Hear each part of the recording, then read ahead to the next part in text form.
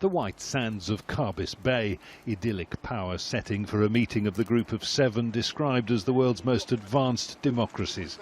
They're also leading the vaccine race to exit the pandemic, and while socially distanced still, they're face-to-face at least, and promising a combined effort to help the world emerge from crisis. I actually think this is a meeting that genuinely needs to happen, because we need to make sure that we learn the lessons from the pandemic. We need to make sure that we don't repeat some of the errors that we doubtless made in the course of the last 18 months or so. And we need to make sure that we now allow our economies to recover. The headline pledge on this opening day of the G7 is the donation of 1 billion vaccine doses to lower and middle-income countries over the next 12 months, with the US offering half of that amount. Campaigners say it's nowhere near enough and nowhere near fast enough.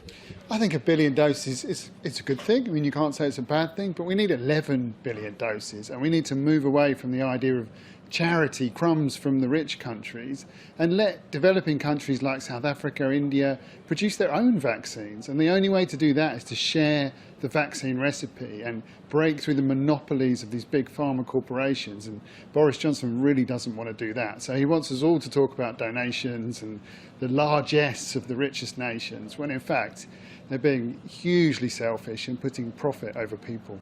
But now's the age of consumerism, fossil fuel addiction, single-use affliction. Protesters are being kept well away from the summit venue, but for once the issues they raise are actually being discussed.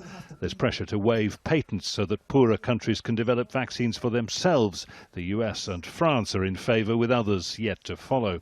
Climate and inequality are among the world's crises that will top the agenda on Sunday. They call it the G7, but really there's no doubt who the two leading figures are here. Boris Johnson, the UK Prime Minister and host, keen to show his country off as a global power player post-Brexit.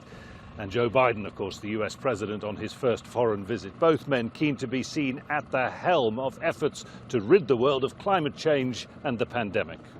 What emerges from this meeting? A post-Trump consensus, alliances reinvigorated, meaningful promises of action will determine whether this wealthy club of nations can make a real difference.